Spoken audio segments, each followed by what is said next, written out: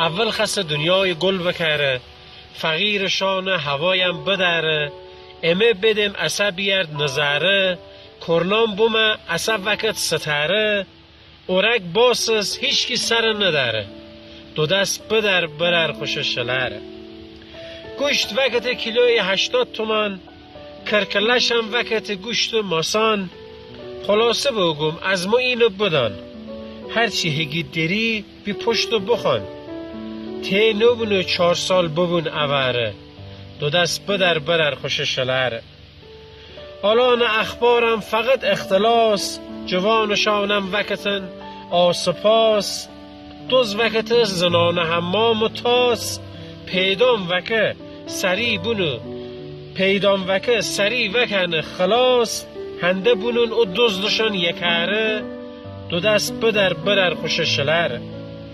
گب بزینی گونون منافق وکت، دشمن همراه اون موافق وکت، پیر جوان کار فقط دغ وکت، بدبخت با هر کی که عاشق وکت. اگر تونی بروج باشی ازاره، دو دست بدر برر خوش شلره.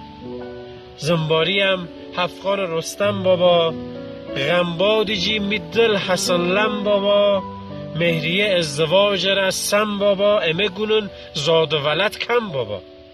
ایشان کارگری همه نظره، دو دست بدر برر خوش شلره.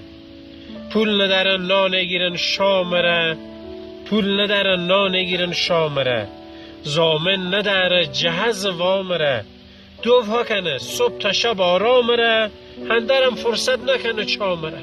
هفت آسمان نداره یه ستاره، دو دست بدر برر خوش شلره.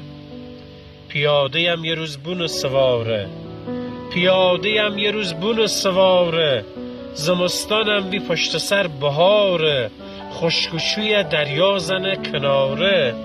آها برر فقط کنم اشاره، می حرف آخر همینه دوباره، دو دست بدر برر خوش شلر. خداحافظ یا علی.